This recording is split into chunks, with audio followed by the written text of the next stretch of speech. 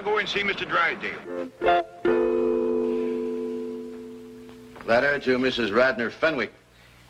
In reply to yours of the 10th, seeking capital for your contemplated housing development. Mrs. Fenwick is seeking capital with her millions? Well, she's too smart a businesswoman to take the whole risk herself. Excuse me, someone to see you. I told you no interruptions. I told you no interruptions. Sorry, Mr. Clampett, no interruptions. Clampett! Well, come in, come in. Well, I don't want to be no bother. Oh, it's always a pleasure to see you, Mr. Clampett. Coffee for Mr. Clampett. Coffee with Mr. Clampett. You help. Well, now, don't make no fuss over me. Oh, it's my privilege to make a fuss over you, Mr. Clampett. I was going over your account just this morning. And do you realize that now you have almost $40 million in my bank? Well, I reckon that money of mine is getting to be a powerful nuisance to you. What? Well, I'm obliged to you for storing it here, but it seems to me like I ought to be paying you rent or something. Oh, no. I'm delighted to do it. That's mighty kind of you. Now, I've come to ask you another favor. More money to store? No. I'd like you to get me one of them airplane tickets to go back home. Oh, my pleasure. Home? Oh, you mean just for a little visit? No, it's more than that. Why, what's the matter? Did someone offend you? Was it my wife? Has she been shooting off her big Boston bazoo again? Dale, it wasn't that at all. Everybody's been surpassing good to us. Elly May is the reason I want to go back to the hills. Oh. Homesick, eh? Well, I tell you what. I'll have your cabin flown out here, log for log, and every tree and bush around it. And we'll put it in your backyard. Then we'll dig a creek, just like the one at home. And we'll stock the whole place with possum, raccoons, hound dogs, bobcats, and whatever Elly wants. She could just run wild. But that's what I moved out here to get Elly away from. I was hoping you folks would turn her into a lady. But I think she's getting worse. Coffee time! You're to blame for this. It was your responsibility to turn that wild girl into a lady, and you failed. What have you done now, you overdeveloped vixen? No, not her. I'm talking about Elly May Clampett. Oh, But wait, she- Mr. Drysdale. Miss Jean done the best she knowed how. Why, as a matter of fact, it was her that got Elly her first ball gown. That's true. By the way, I haven't seen that gown since. What happened to it? I kind of hate to tell you, but I reckon you got a right to know. First time I seen Elly in that gown, she looked like a dream of walking. But when she come back... Oh, you sure was right. Oh, Hagrid, you don't have to wear boys' clothes to have fun with boys. Hey, May, you promised me you wouldn't wrestle. I ain't been wrestling. And what have you been doing in your ball gown? Doing what I'm supposed to do, playing ball. Oh, I made 2 touchdowns and kicked 3 field goals. Granny gave that gown a good scrubbing with her lye soap and patched it, too. But it never looked quite the same after that. Mr. Clampett, we have failed you. And when I say we, I mean you. But she... Don't argue with me. What are you standing here for? There's work to be done. But I just... Don't argue with me. Feel like I'm causing a lot of trouble for folks that ain't to blame. Now, if you just get me that airplane ticket... No, Mr. Clampett. We'll work on Elly May. We'll polish her. No, Elly May don't take a polish real easy. We'll have to face it, gentlemen. Elly May is a wildcat on wheels. Oh, you heard about this morning, did you? Heard what? Elly being on wheels. Wheels? Granny and me was having a cup of coffee. And all of a sudden, we heard this roaring noise. If that's Jethro riding his fire-spitting bicycle again, I'm going to take a hickory stick to him.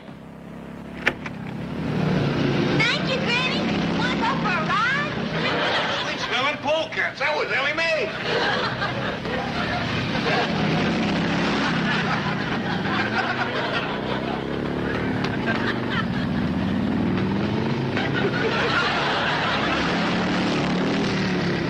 Shut that door, Jed. I'll cut through this way and snatch her off that contraption and paddle her reach in.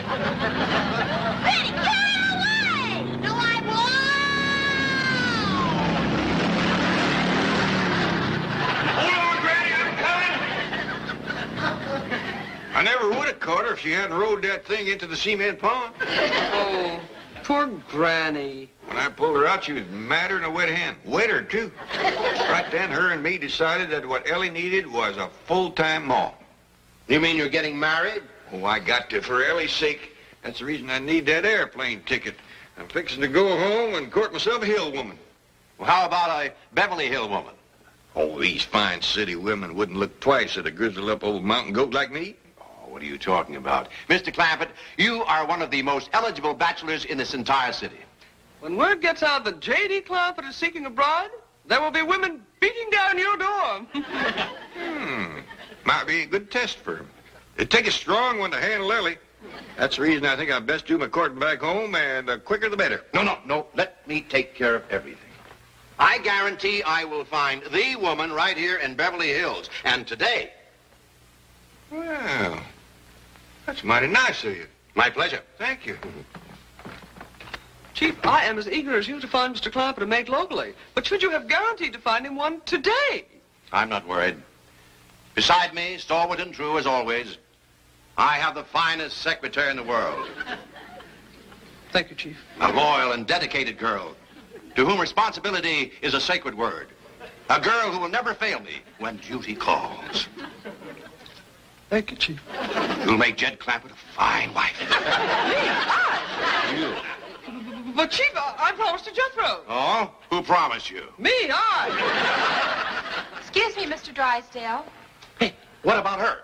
She's too young for Mr. Clampett. I mean for Jethro. You're for Mr. Clampett. What is it, Janet? The guard downstairs just phoned to say that Mrs. Radnor Fenwick is on her way up to see you. Oh, yes. It must be about that new housing development. Hey, wait a minute. She's a widow. Chief, Mrs. Fenwick and Mr. Clampett have absolutely nothing in common. Are you kidding? They've got $100 million in common. And if I can get them together, I can have it all right here in my bank. I'm looking for the office of the president. Mr. Pyersdale or Skyrsdale or something. Welcome. Oh, you're Mr. Flysdale. At your service, madam. Very well, Beasley. Bring in the maps and the blueprints. Let me take your money. Mink. Hey,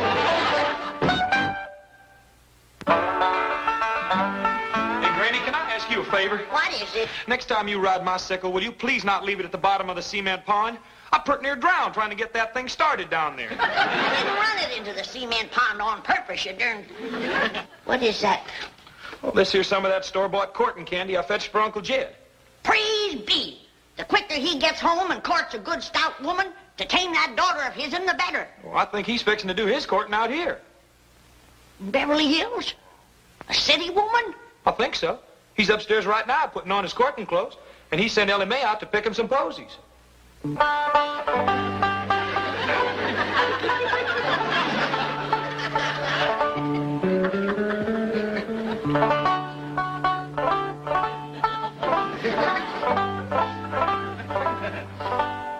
Howdy do, ma'am. My name is Jed Clampett, and Mr. Drysdale, my neighbor, says you're prime for a little courting. I brought my guitar, and if we can set in your porch swing out yonder, I'll take a crack at serenading you. Excuse me, ma'am. I ain't done no active serenading and courting in nigh on to 20 years.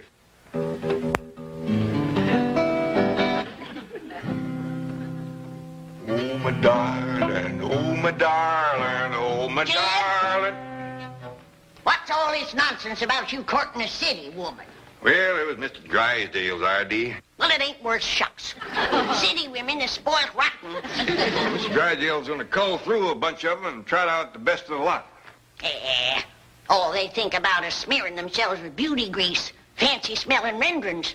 Why, if you was to hug one of them, she'd squirt out of your arms like a prune pit. Well, at my age, I don't figure to do a whole heap of hugging. What do you mean, your age? Why, you're a fine figure of a man. A heap too good for these Beverly Hills society women. Jed Clampett speaking. Oh, howdy, Mr. Drysdale. You got any prospects for me? Indeed I have. Ever hear of Mrs. Radnor Fenwick of Fenwick House? Fenwick, Fenwick? Oh, yeah, that's the widow Fenwick. Got the skinny daughter named Cynthia. That's the one. And she's very interested in you, Mr. Clampett. Very interested indeed. Well, you don't say. Granny, you remember the widow Fenwick? Yeah, and you ain't gonna get no dowry out of her. She's poor as a church mouse.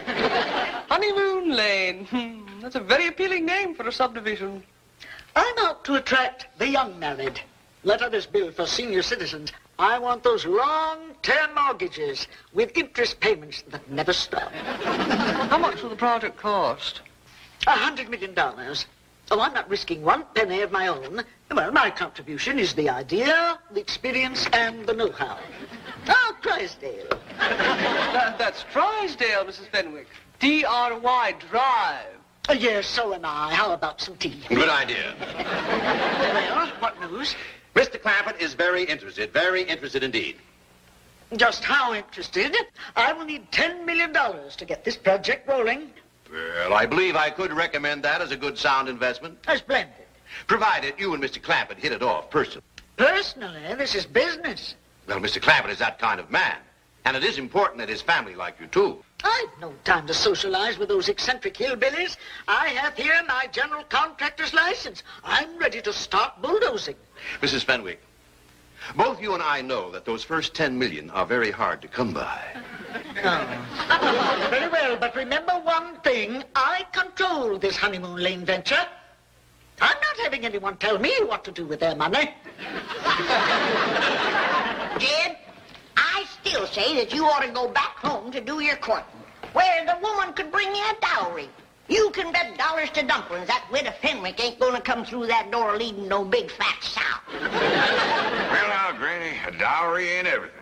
The widow's got experience. She raised a daughter of her own. You remember Skinny Cynthia? I do. Here's your courting candy, Uncle Jed. Oh, thank you, Jethro. Put it in the truck and put my guitar in there, too.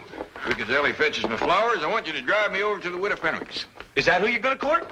That's what I'm starting with. Well, Uncle Jed, now that you're here in Beverly Hills, why don't you court one of them Hollywood movie stars? Well, if things don't work out with the widow, I might just ask Mr. Drysdale, can he fix it so I can meet Lillian Gish? Maybe even Mary Pickford. Now you're talking dowry. I bet you that Mary Pickford is good for a herd of milk cows and a barn full of setting hens. Look out, Granny! Here comes Elly with my flowers. There's your flowers, Paul. Jed, I don't care who you court, but get to courting. I'm going to need help with that young'un and need it fast.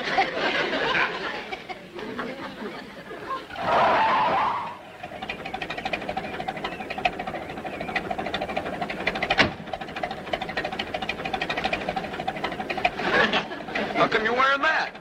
I want my courting derby to blow off and get dented. Quick as we get to the widow's house, I'll change back. Drive on.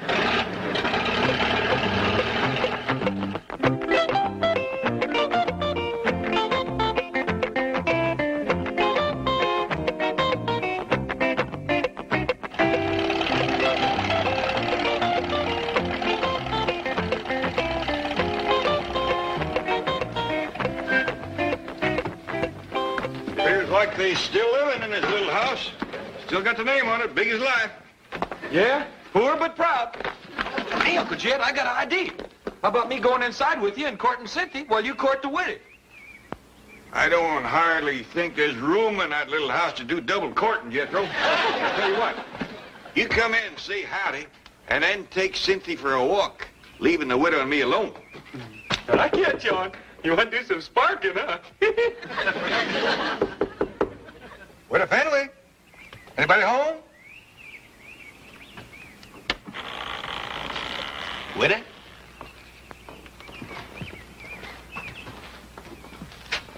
Don't appear to be nobody home. Well, hot diggity dog. Now you and me can eat the candy. Get out of there. Come on, let's go.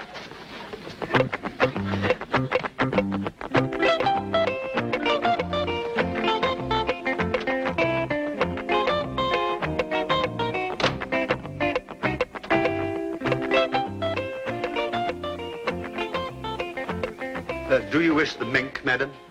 No. I think better psychology not to appear too affluent in front of these hill types. However, I will take blue chip. Ah, hymns always make such a good impression.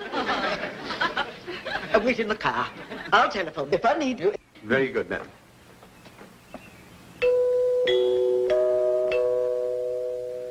By dingies, it's coming out of the ceiling and the walls and every place. Somebody always comes to the door when that music plays. I reckon that's what brings them in. They hear it playing out on the street. Want me to go see who it is? I'll do it. You get that contraption out of here.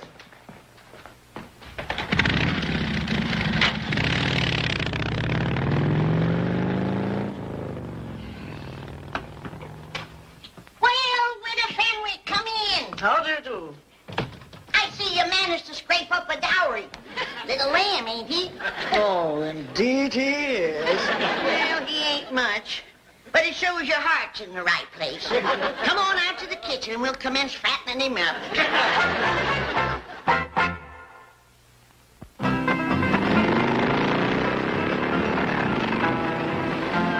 Hey, Elly, you bring my sickle back here! Now, quieten down, Jethro.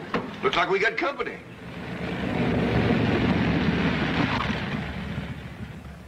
This ain't your sickle no more than it's mine. 'Tis so. It ain't neither. His. Hey, you want to wrestle? You. Now, hold on, both of you. I don't want no more of that kind of talk. Jethro, you put that sickle in the shed and get this truck out of the way. Yes, sir. Elly, I want a word with you. Yes, sir, Paul.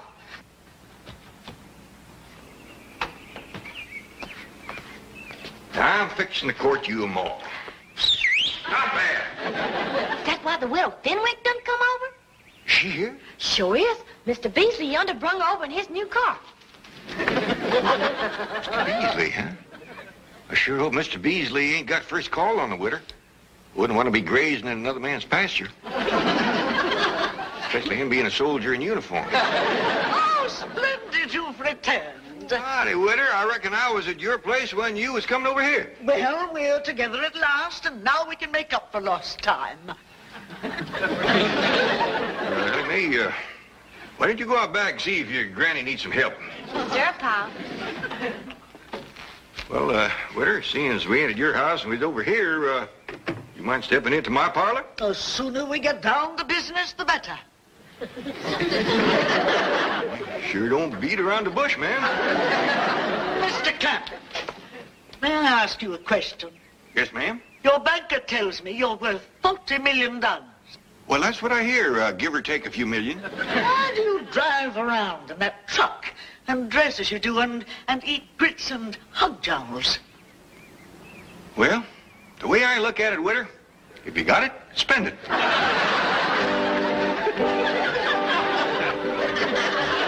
All right. Thank you. Well, Mrs. Fenwick crossed me up, went over to see Jed Clampett.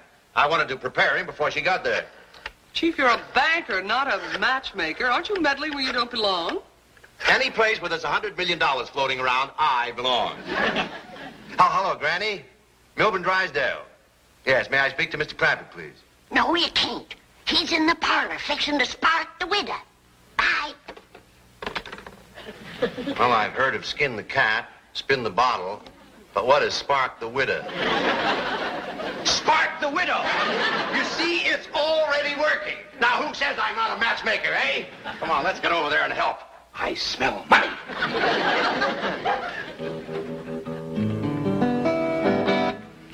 Now, Mr. Clampett, what are you doing? Can't we get to my proposal? well, ma'am, I kind of like to tune up, sing you a song or two first, kind of get you in the mood. I'm in the mood.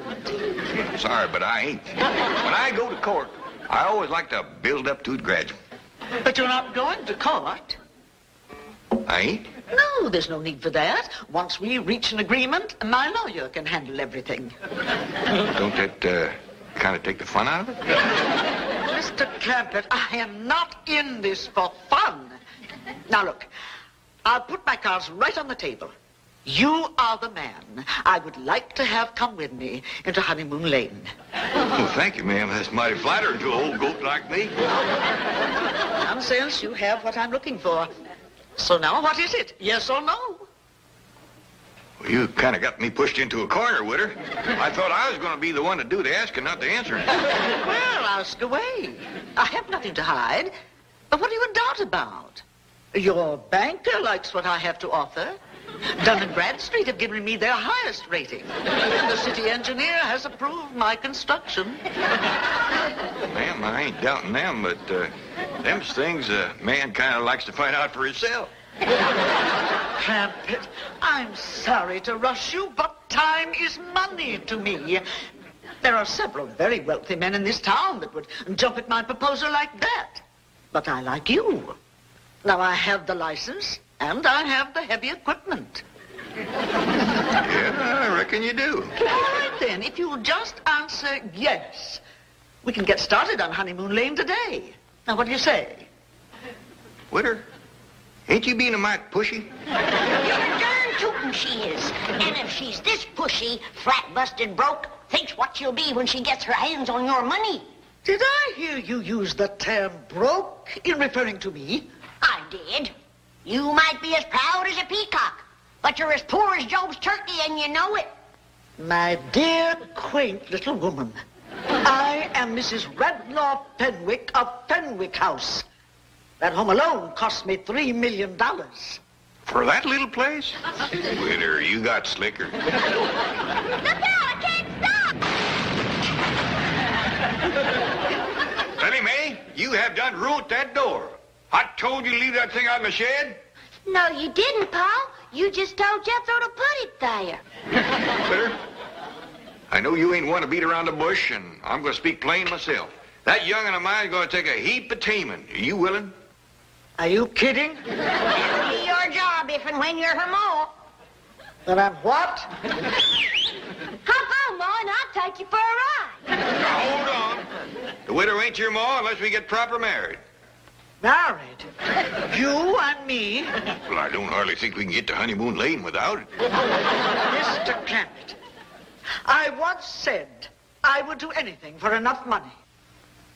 I now retract that statement. I don't know what you meant by that.